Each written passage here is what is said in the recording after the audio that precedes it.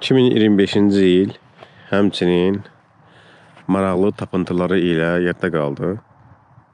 Bu tapıntılardan biri Beşbarmaq dağı yaxınlığında, bax indi dumanın içindədir. Beşbarmaq dağı yaxınlığında yerləşən Kərvansaray olub. Uzun müddətdir bu Kərvansarayı axtarıblar. İtkin sayılırdı. Biz də daxil axtarırdıq bu Kərvansarayı və təxmin eləmişdilər yerlər bu ərazilərdə olub. Bəs 2025-ci ildə bizim arxeoloqlar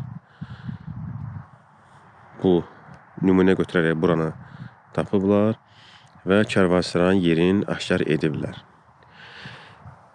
Adam Oliyerin şəklindən baxsaq, görərik ki, Kərvansarayın qırağında bax belə bürüz şəkilli divarları olub, Kərvansarayın kənar divarları.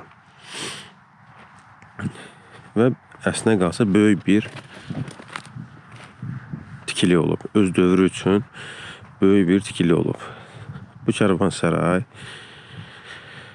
indiki necə deyərlər, bax o yolu görürsünüz, şimal-cənub dəhlizi sayılır.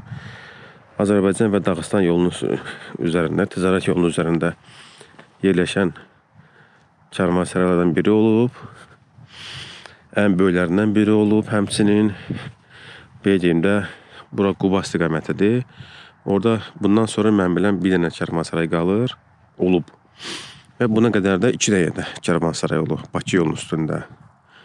Amma onlar xırda olublar. İndi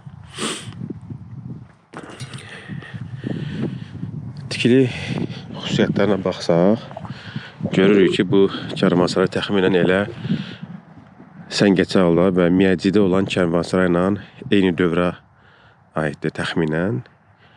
Amma onlardan fərqli olaraq bunun üzəri üzlənməyib.